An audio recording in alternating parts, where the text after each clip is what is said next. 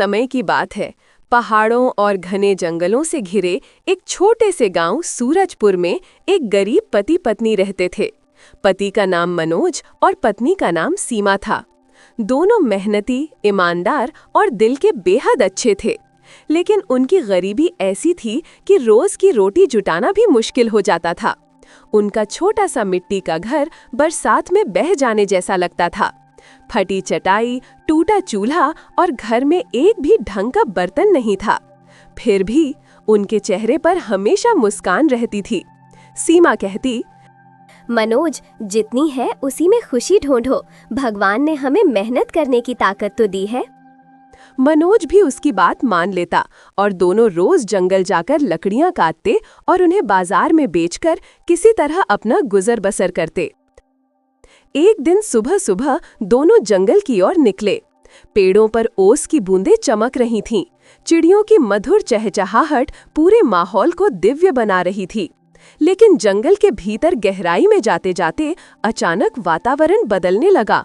हवा ठंडी हो गई, पत्ते खुद ब खुद हिलने लगे और रास्ते पर कहीं कहीं नीली सी रोशनी चमक रही थी। सीमा घबरा गई। मनोज, आज जंगल कुछ अजीब लग रहा है। डरो मत सीमा, हम तो रोज आते हैं। शायद मेरी सोच है। कुछ आगे बढ़े ही थे कि सामने एक बूढ़े संत बैठे मिले। लंबी सफेद दाढ़ी, गेरुआ वस्त्र, आंखों में अपूर्व चमक, मानो वे साधारण मनुष्य न होकर कोई दिव्य शक्ति हो। सीमा और मनोज ने हाथ जोड़कर प्रणाम किया। संत बोले, वत्स, मैं जानता हूं तुम कौन हो। तुम गरीब हो पर दिल के बहुत साफ हो। तुम्हारा दुख मैंने आज से नहीं, बरसों से देखा है। दोनों हैरान थे। कभी इस संत को उन्होंने जंगल में नहीं देखा था। संत आगे बोले, तुम्हारी गरीबी अब समाप्त होने वाली है। जंगल के उस पार नदी के किनारे एक चमत्कारी गाय रहती है। चमत्कारी गाय? मैं कुछ समझा नहीं। मनोज चकित था। संत, हाँ, वो कोई साधारण गाय नहीं। यदि कोई सच्चा, नेक और पवित्र मन वाला इंसान उसके पास जाए तो वो बोलती है और उसे वरदान देती है। सीमा ने रोंधे गले से पूछा, बाबा, क्या वो हमारी मदद करेगी? संत मुस्कुराए। तुम दोनों का दिल संसार की सबसे बड़ी पूंजी है। वो गाय तुम्हें पहचान लेगी। जाओ, तुम्हारी किस्मत तुम्हारा इंतजार कर रही है। और इतना कहकर संत धीरे धीरे चमकते प्रकाश में विलीन हो गए। मनोज और सीमा भय और उत्साह दोनों में थे। क्या सच में ऐसी गाय मिल सकती है जो बोलती हो, जो वरदान देती हो? लेकिन संत के शब्दों ने उनमें नई आशा जगा दी। दोनों संत की बताई दिशा में चल पड़े। जंगल और गहराता गया, पेड़ लंबे होते गए, आसमान धुंधला हो गया। रास्ता कहीं गायब हो जाता, कहीं फिर बन जाता। दोनों कई घंटे चलते रहे लेकिन हार नहीं मानी। आखिरकार वे नदी के किनारे पहुंच गए। नदी बहुत सुंदर थी, नीली, साफ और चांदी जैसे चमकते पानी वाली। लेकिन वहां एक और चीज चमक रही थी, एक दूधिया सफेद गाय। इतनी चमकदार, इतनी सुंदर कि मानो चांद की मूर्ति हो। उसके गले में सुनहरी घंटी थी और उसके आसपास हल्की सी दिव्य रोशनी फैल रही थी। सीमा ने धीरे से कहा, मनोज, क्या ये वही गाय है? मनोज ने जवाब दिया, हो न हो, यही है वह चमत्कारी गाय जो बाबा ने बताया था। दोनों धीरे धीरे उसके पास गए। गाय ने पहले उनकी ओर देखा, फिर जैसे मुस्कुराई और फिर गाय बोली, डरो मत, मैं जानती हूँ तुम कौन हो। संत ने तुम्हें मेरे पास भेजा है। दोनों डर से कांप गए। कभी किसी गाय को बोल के नहीं देखा था। गाय फिर बोली, तुम दोनों का दिल साफ है, इसलिए मैं तुमसे बात कर रही हूँ। जो सच्चा मन वाला हो वही मेरी आवाज सुन सकता है। मुझसे अपनी इच्छा मांगो, मैं तुम्हें वरदान दूंगी। मनोज और सीमा रो पड़े। उनके जीवन में पहली बार कोई चमत्कार हुआ था। गाय के सामने खड़े मनोज और सीमा अभी भी विश्वास नहीं कर पा रहे थे कि एक गाय उनसे बात कर रही है। नदी का ठंडा पानी बह रहा था, पेड़ों से हल्की हवा आ रही थी और पूरी जगह किसी जादुई दुनिया जैसी लग रही थी। गाय ने फिर प्यार भरी आवाज में कहा, वत्स, घबराओ मत, अपनी सच्ची इच्छा बताओ। मनोज ने कांपती आवाज में कहा, माता, हमारे पास कुछ भी नहीं है। हम बस दिन भर लकड़ियां काट कर गुजारा करते हैं। हम चाहते हैं कि हमारी गरीबी दूर हो जाए। हम मेहनत तो करेंगे, पर इतना जरूर मिले कि भूखे ना सोना पड़े। सीमा के आंखों में आंसू भर आए। माता, हम अमीरी नहीं चाहते, बस इतना कि थोड़ा सम्मान से जी सकें। गाय ने अपनी बड़ी बड़ी चमकदार आंखों से दोनों को देखा। उसकी आवाज मीठी और शांत थी। तुम लोग लालच नहीं, सिर्फ जीवन के लिए मांग रहे हो, इसलिए मैं तुम्हें वरदान देती हूँ। गाय के शरीर से एक दिव्य प्रकाश निकला।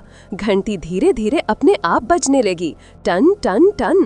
प्रकाश शांत होने पर गाय बोली, तुम्हें एक ऐसा वरदान मिलता है कि जब भी तुम अपने घर में एक कटोरी पानी में मेरी याद करके उसे हिलाओगे, वो पानी दूध में बदल जाएगा और वो दूध कभी खराब नहीं होगा। उसे बेचकर तुम अपना जीवन सम्मान से चला सकोगे। दोनों आश्चर्यचकित। सीमा ने पूछा, माता, क्या ये हमेशा होगा? गाय बोली, हाँ, जब तक तुम्हारा दिल साफ है, जब तक तुम इस वरदान से गलत उपयोग नहीं करते। फिर गाय ने एक और बात कही जो बहुत महत्वपूर्ण थी। लेकिन ध्यान रखना, इस बात को तभी किसी लालची इंसान को मत बताना। लालच मेरे वरदान को अशुभ बना देगा। मनोज और सीमा ने सिर झुकाकर कहा, हम वादा करते हैं माता। गाय मुस्कुराई और धीरे धीरे चांदी जैसी रोशनी में लुप्त होने लगी। नदी का किनारा शांत हो गया, पर दोनों के जीवन में एक नया अध्याय शुरू हो चुका था। मनोज और सीमा बड़े उत्साह और श्रद्धा से जंगल से अपने घर लौटे। सीमा के कदम तेज थे, मनोज की आंखों में चमक थी। सीमा बोली, मनोज, क्या सचमुच ऐसा होगा कि पानी दूध बन जाएगा? गाय सचमुच दिव्य थी, मुझे पूरा भरोसा है। दोनों घर पहुंचे। घर की हालत वही पुरानी थी। टूटा चूल्हा, फटी रस्सियां, टूटी टोकरी और खाली बर्तन। लेकिन आज दोनों के मन में खालीपन नहीं, उम्मीद थी। सीमा ने एक छोटी मिट्टी की कटोरी में थोड़ा पानी भरा और गाय को याद किया। 1 क्षण, 2 क्षण, 3 क्षण। अचानक सीमा ने महसूस किया कि पानी गाढ़ा हो रहा है। उसने कटोरी उठाई। पानी अब गाढ़े सफेद दूध में बदल चुका था। सीमा खुशी से चिल्ला उठी, मनोज, सचमुच चमत्कार हुआ। मनोज की आंखों से आंसू निकल आए। उसने दूध को हथेलियों पर लेकर भगवान को धन्यवाद दिया। उन्होंने वो दूध पीकर देखा, इतना मधुर, इतना पवित्र, जैसे देवताओं का प्रसाद हो। सीमा बोली, मनोज, अब हम इसे बेचेंगे और कुछ पैसे बचाएंगे। मनोज ने सिर हिलाया। हाँ, लेकिन याद रखना, किसी को ये बात नहीं बतानी है। अगले ही दिन वे थोड़ा दूध लेकर गांव के बाजार पहुंचे। गांव वाले हैरान थे। रामू ने पूछा, अरे सीमा भाभी, तुम लोग तो इतने गरीब हो, ये इतना बढ़िया दूध कहाँ से मिला? सीमा मुस्कुराई। भगवान की दया है रामू भाई। किसी को शक नहीं हुआ। दूध इतना शुद्ध था कि जो खरीदता वही तारीफ करता। उसी दिन मनोज और सीमा ने पहली बार अपनी मेहनत की कमाई से ज्यादा पैसे कमाए। रात को दोनों ने थोड़ा बेहतर खाना बनाया, लंबे समय बाद पेट भरकर खाया और एक दूसरे को देखकर मुस्कुराए। उनके जीवन की गरीबी खत्म होने लगी थी। गांव में बहुत हलचल थी। लालची गांव वालों और दुष्ट सरपंच ने चमत्कारी गाय को पकड़ने की कोशिश की थी, पर उनकी लालच ने गांव में एक बड़ा संकट खड़ा कर दिया था। तूफान, आंधी, बिजली, गांव जलने लगा। सब कुछ नष्ट होने के कगार पर था। मनोज और सीमा रोते हुए जंगल की ओर भागे। तूफान के बीच चमत्कारी गाय खड़ी थी। उसके पूरे शरीर से तेज रोशनी निकल रही थी। गाय बोली, मनोज, सीमा, तुम दोनों ने कभी लालच नहीं किया। तुम दोनों ने हमेशा सच्चाई का साथ दिया। तुम्हें कोई नुकसान नहीं होगा। सीमा ने कांपती आवाज में कहा, माता, गांव जल रहा है, लोग मर रहे हैं, उन्हें बचा लो। गाय ने अपनी दिव्य आंखें बंद की। पूरे जंगल में एक तेज प्रकाश फैल गया, जैसे चांद धरती पर उतर आया हो। अचानक तूफान रुक गया। तेज हवाएं शांत हो गईं, आग बुझ गई, गांव में रोशनी फैल गई। गाय बोली, सच्चाई और भलाई में बहुत शक्ति होती है। गांव वाले डरते हुए गाय के सामने आए। वे शर्मिंदा थे, सभी ने हाथ जोड़कर कहा, हमसे गलती हुई, हमें माफ कर दो, अब ऐसा कभी नहीं करूंगा। गाय ने शांत स्वर में कहा, तुम्हें एक मौका दिया जाता है, पर याद रखना, लालच हर चीज को नष्ट कर देता है। फिर गाय ने आखिरी बार मनोज और सीमा की ओर देखा। उसकी आवाज बेहद कोमल थी। तुम दोनों ने मेरा वरदान संभाल कर रखा, अब मैं तुम्हें अंतिम वरदान देती हूँ। तुम्हारे घर में कभी कमी नहीं होगी। पानी, भोजन, धन सब हमेशा तुम्हारे घर में बना रहेगा, पर तुम दोनों हमेशा सादगी से जीना और जरूरतमंदों की मदद करना। सीमा बोली, माता, आप हमें छोड़कर मत जाइए। गाय मुस्कुराई, मैं जा नहीं रही, मैं हमेशा तुम्हारे दिल में रहूंगी, और जब भी कोई नेक इंसान मुझे पुकारेगा, मैं उसकी रक्षा करूंगी। इतना कहकर गाय के शरीर से दिव्य प्रकाश उठा। धीरे धीरे वो आसमान में जाने लगी और एक चमकदार तारे में बदलकर गायब हो गई। आसमान में वो तारा पहले से ज्यादा चमक रहा था। मनोज ने कहा, सीमा, देखो, माता तारा बनकर हमें देख रही हैं। गांव वाले मनोज और सीमा के पैरों में गिर पड़े। उन्होंने दोनों को गांव का सबसे सम्मानित दंपति घोषित किया। उनके घर में समृद्धि आने लगी, पर मनोज और सीमा कभी घमंड में नहीं आए। वे रोज गरीबों की मदद करते। गांव वाले सच्चाई का महत्व समझने लगे और गांव में एक ही बात प्रसिद्ध हो गई, सच्चा दिल हो तो चमत्कार कभी दूर नहीं रहता। एक समय की बात है, हरे भरे पहाड़ों और चमकती नदी के बीच एक छोटा सा सुंदर गांव बसता था। नाम था अनंतपुर। अनंतपुर के किनारे एक मिट्टी का छोटा सा घर था, जिसमें मोहन और गौरी नाम का पति पत्नी रहता था। दोनों मेहनती, दयालु और सभी के काम आने वाले थे। गांव वाले उनकी बहुत इज्जत करते थे, लेकिन उनकी जिंदगी में एक ही दुख था, उनके कोई संतान नहीं थी। गौरी रोज भगवान से प्रार्थना करती, हे प्रभु, हम गरीब सही पर दिल से अच्छे हैं, बस एक बच्चा दे दीजिए जो हमारे घर को रोशनी से भर दे।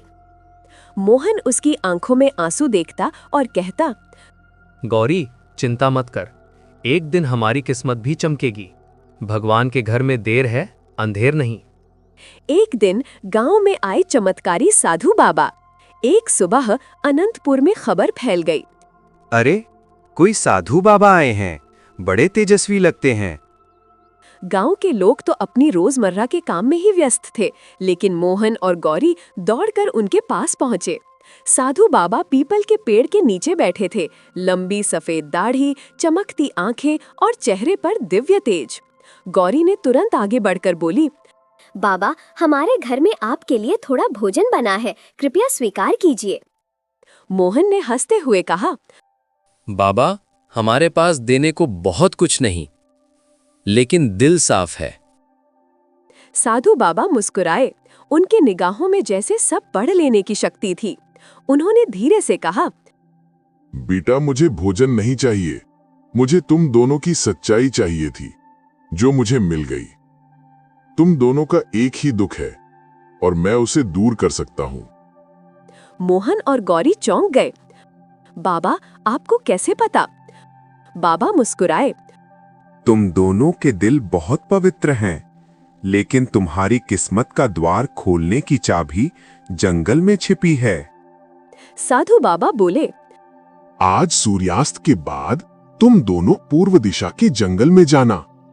जंगल के अंदर तुम्हें एक चांदी का पेड़ मिलेगा, लेकिन सावधान, वो पेड़ जीवित है। वो बोलता है। वो तुमसे 3 पहेलियां पूछेगा। अगर तुमने तीनों पहेलियों के सही उत्तर दे दिए तो पेड़ तुम्हें ऐसा अनमोल वरदान देगा जिसे कोई नहीं छीन सकता, और तुम्हें एक बहुत सुंदर, बुद्धिमान और तेजस्वी संतान प्राप्त होगी। लेकिन बाबा ने चेतावनी भी दी, परंतु अगर तुम किसी एक भी पहेली में गलती कर गए तो पेड़ तुम्हें वापस भेज देगा और वरदान नहीं मिलेगा। मोहन ने साहस से कहा, बाबा, हम अपनी पूरी कोशिश करेंगे। गौरी ने हाथ जोड़कर कहा, बस आप आशीर्वाद दीजिए। मेरा आशीर्वाद हमेशा तुम्हारे साथ है। सच्चे दिल वालों की परीक्षा कठिन जरूर होती है, पर जीत निश्चित होती है। यह कहकर साधु बाबा अचानक धुएं में बदल गए और आकाश में विलीन हो गए। मोहन और गौरी हैरान रह गए। हे भगवान, ये तो सचमुच चमत्कार था। सूर्यास्त होते ही हाथ में लालटेन लेकर जंगल की ओर चल पड़े। रास्ता अंधेरा था, पेड़ों से हवा की आवाज आती थी, सू सू सू। गौरी थोड़ी डर गई। मोहन, हमें वापस नहीं जाना चाहिए। नहीं गौरी, हमें अपनी किस्मत तक पहुंचना है। कई घंटे चलते चलते वे जंगल के बीचों बीच पहुंचे। तभी अचानक उनके सामने एक चमकदार रोशनी दिखाई दी। वहां एक पेड़ खड़ा था, पूरा का पूरा चांदी जैसा चमक रहा था। पत्ते हवा में झूमते तो आवाज आती, टुन टुन टुन, जैसे कोई घंटी बज रही हो। मोहन बोला, गौरी, लगता है यही वो चमत्कारी पेड़ है जिसके बारे में बाबा ने बताया था। दोनों पेड़ के पास खड़े हुए। पेड़ ने अचानक अपनी मोटी आवाज में कहा, कौन हो तुम और क्यों मेरे पास आए हो? बोलो, क्या करने आए हो यहाँ पर? कौन हो तुम और क्यों मेरे पास आए हो? मोहन ने हाथ जोड़कर कहा, हे चमत्कारी वृक्ष, हम साधु बाबा के कहने पर आए हैं। हमारा एक ही दुख है, हम निसंतान हैं। पेड़ की पत्तियां हिलने लगी। पेड़ बोला, मैं तुम्हारी परीक्षा लूंगा। मेरी 3 पहेलियों का उत्तर दोगे तभी तुम्हें वरदान मिलेगा। मोहन और गौरी ने एक साथ कहा, हम तैयार हैं। पेड़ ने अपनी चमकती शाखाएं ऊपर उठाईं और बोला, मेरी पहली पहेली सुनो ध्यान से। वो क्या है जो जन्म लेते ही रोता है, पूरी उम्र बोलता है, लेकिन मरते वक्त चुप हो जाता है? बात खत्म होते ही पेड़ के चारों ओर हवा घूमने लगी, जैसे समय रुक गया हो। गौरी ने मोहन की ओर देखा। मोहन, यह पहेली तो बहुत कठिन है। मोहन सोच में पड़ गया। गौरी बोली, अगर हमने गलती कर दी तो हमारा सपना टूट जाएगा। नहीं गौरी, हम हार नहीं मानेंगे, कुछ भी असंभव नहीं।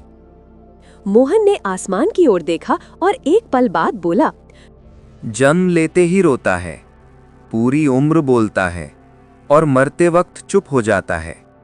अचानक उसने गौरी की तरफ देखकर कहा, गौरी, ये तो इंसान है। इंसान जन्म लेते ही रोता है, जीवन भर बोलता है और मरते ही चुप हो जाता है। गौरी के चेहरे पर खुशी फैल गई। हाँ मोहन, यही सही उत्तर है। मोहन ने आत्मविश्वास से पेड़ से कहा, हे चमत्कारी वृक्ष, पहली पहेली का उत्तर है मनुष्य। पेड़ एक पल के लिए शांत हो गया। उसकी चमक और तेज हो गई। टहनियों से झन झन झन की आवाज आई। फिर पेड़ ने गर्जन जैसी आवाज में कहा, सही उत्तर, तुम्हारी बुद्धि की परीक्षा सफल हुई। पेड़ अचानक मुस्कुराया। उसकी पत्तियों की झंकार मधुर संगीत की तरह सुनाई दी। गौरी ने राहत की सांस ली। मोहन, हमने पहली परीक्षा पास कर ली। हाँ, लेकिन अभी 2 और पहेलियां बाकी हैं। पेड़ ने अपनी चांदी जैसी छाल को चमकाते हुए कहा, तुम दोनों सच्चे हो, दिल से पवित्र हो, इसलिए तुम्हें दूसरी पहेली देने से पहले मैं तुम्हें एक संकेत दूंगा। दूसरी पहेली समय से जुड़ी होगी। अगर समझ पाओगे तो कभी गलती नहीं करोगे। गौरी ने उत्सुकता से पूछा, पेड़ महाराज, दूसरी पहेली कैसी होगी? पेड़ की पत्तियां हिलकर बोलीं, धैर्य रखो, हर वरदान कठिन परीक्षा के बाद मिलता है। हवा तेज हुई। पेड़ की चमक और तेज हो गई। पेड़ बोला, अब सुनो दूसरी पहेली। ऐसी कौन सी चीज है जो दिखाई नहीं देती, छुई नहीं जा सकती, पर पूरी दुनिया उसे खोना नहीं चाहती? यह कहकर पेड़ शांत हो गया। जंगल में फिर वही खामोशी, सिर्फ पेड़ों की सरसराहट और मोहन गौरी की सांसों की आवाज। मोहन बोला, गौरी, ये दूसरी पहेली पहली से भी कठिन है। लेकिन हम इसे भी हल करेंगे मोहन। हमारे बच्चे का सपना अधूरा नहीं रहेगा। चांदी का पेड़ चमक रहा था। दूसरी पहेली जंगल में गूंज चुकी थी। ऐसी कौन सी चीज है जो दिखाई नहीं देती, छुई नहीं जा सकती, पर पूरी दुनिया उसे खोना नहीं चाहती? मोहन और गौरी दोनों गहरी सोच में पड़ गए। गौरी ने धीरे धीरे कहा, मोहन, ये चीज दिखाई भी नहीं देती, छुई भी नहीं जा सकती, लेकिन हर कोई उसे पाना चाहता है। मोहन, उत्तर है विश्वास, ट्रस्ट, भरोसा, क्योंकि विश्वास न दिखता है न छू सकता है, लेकिन अगर ये खो जाए तो जीवन ही टूट जाता है। मोहन की आंखें चमक उठीं। हाँ गौरी, यही सही है।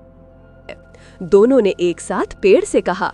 दूसरी पहेली का उत्तर है विश्वास। चांदी का पेड़ तेज चमकने लगा। उसकी पत्तियां मधुर संगीत जैसी बजने लगीं। झन झन झन। पेड़ बोला, सही उत्तर। तुम दोनों में एक दूसरे पर गहरा भरोसा है, इसीलिए मैंने तुमसे ये पहेली पूछी थी। गौरी की आंखों में खुशी के आंसू आ गए। पेड़ बोला, अब आती है सबसे कठिन, सबसे अंतिम, संतान प्राप्ति की कुंजी, तीसरी पहेली। पेड़ शांत हुआ। जंगल में अचानक हल्की सुनहरी रोशनी फैल गई। पेड़ ने धीमी गहरी आवाज में कहा, बताओ, दुनिया में वो कौन सी चीज है जिसे देने से वो घटती नहीं बल्कि और बढ़ जाती है?